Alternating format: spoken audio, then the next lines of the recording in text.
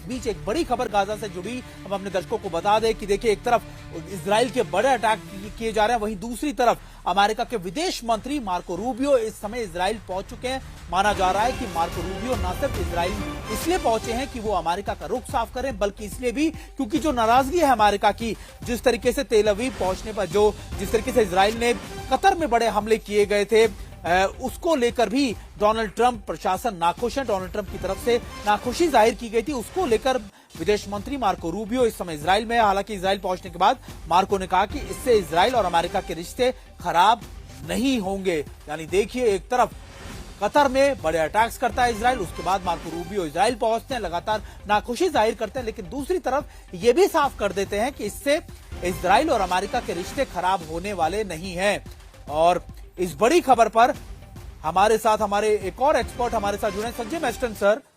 एक तरफ तो अमेरिका दावा करता है कि रूस यूक्रेन की जंग वो रुकवा देगा, वहीं दूसरी तरफ जब इजराइल कोई कायदा कानून नहीं मानता, जब वो कतर पे भी अटैक कर देता है, वो लगातार हर इलाके पर आसपास के इलाकों में अटैक कर देता है, और फिर भी ये कहता है कि देखिए, हमास का खात्मा अब भी करने के लिए हम तैयार हैं। क्या हमास का खात्मा कर पाना इतना आसान है? क्योंकि हमने अभी गाजा से भी ये रिपोर्ट इनपुट देखे थे कि देखिए, इजराइल के करीबन 1.5 साल से ज्यादा बड़े ऑपरेशन चल रहे हैं, लेकिन फिर भी गाजा में ही हमास ने अपने 20,000 से ज्यादा कैडर्स को रिवाइव कर दिया। क्या ये इतना आप कह सकते हैं प्रैक्टिकल है कि इजराइल हमास का पूरी तरीके से खात्मा कर दे? आपने बड़ा अच्छा सवाल उठाया सुमित। देखिए, लड़ाई में selection and maintenance of aim बहुत क्लियर होना चाहिए। मेरे ख्याल ये कंफ्यूज्ड ये एम रहा है इनका कि डिस्ट्रक्शन ऑफ एंटायर हमास, जैसे वो प्रेसिडेंट पुतिन का भी था, डीनाजिफिकेशन और डीमिलिटराइजेशन, ये असंभव एम्स है। ये एम्स फौज में बहुत क्लियर कट दिए जाते हैं कि आपको ये कैप्चर करना है, ये डिस्ट्रॉय करना है, या इतने बजे तक ये कैप्चर करना है। ये अनएंडिंग लड़ाई चल रही है और मेरे ख्याल ये एम से ही सारी प्रॉब्लम है। और आपने बड़ा उचित चीज बोली है कि और हमास खड़े हो गए, वो जो इतने वहां पर लोग हैं वो उनको ज्वाइन करते रहते हैं। बल्कि जो इनपुट्स हैं, ये अमेरिकन रिपोर्ट है, तकरीबन 19 लाख ऑलरेडी और कार्डर्स ज्वाइन कर चुके हैं। तो कहने का मतलब है ये बड़ी प्रॉब्लम वहां होने वाली है। और जो अभी ये मार्को रूबियो की विजिट है, मेरे को अभी ये पूरी युद्ध में एक टर्निंग पॉइंट लग रहा है, ये कतार बॉम्बिंग के बाद। इसका कारण ये है, देखिए, सबसे पहले अभी तक ये जो इजराइल की जितनी भी फाइटिंग हो रही थी हमास के विरोध, या लेबनान में या सीरिया में या इसने ईरान में और इराक में और यमन में, आप देखिए अरब वर्ल्ड यूनाइटेड नहीं था, वो इनके साथ नहीं खड़ा था, ये हमास के साथ या ईरान के साथ डिवीजन था।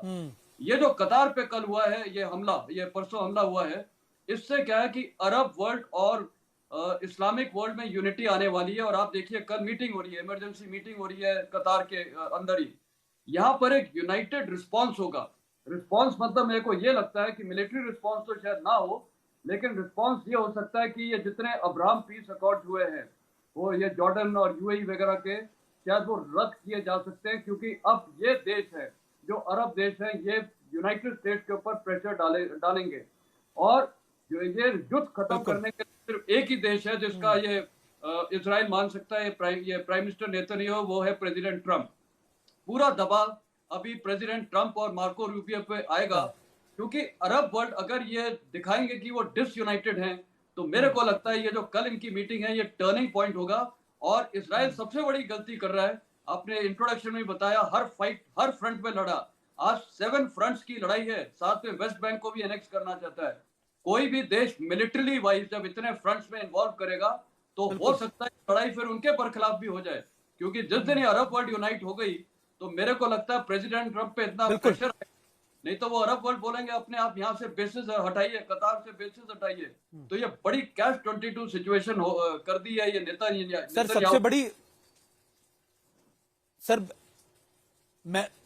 मेस्टर, सबसे बड़ी दिक्कत तो यही थी कि देखिए, आपने 7 फ्रंट्स खोल के रखे थे। आप लगातार हमास से लड़ रहे थे, आप हिजबुल्लाह से लड़ रहे थे, आप ईरान से लड़ रहे थे, आप सीरिया में लड़ रहे थे, आप लगातार इन फ्रंट पे। लेकिन आपने एक और बड़ा फ्रंट खोल दिया, वो था कतर का, और जो अलाय है खासतौर पे अमेरिका का। तो ऐसे में ना सिर्फ बिजनेस इंटरेस्ट, स्ट्रेटेजिक आपके जो कह सकते हैं इंटरेस्ट भी अमेरिका के कितने ज्यादा बाधित होंगे, ये भी एक बड़ा मेजर कंसर्न। और शायद ऐसे में नेतन्याहू के लिए मिडिल ईस्ट में अरब वर्ल्ड की एक बड़ी प्रॉब्लम, एक चुनौती खड़ी होगी।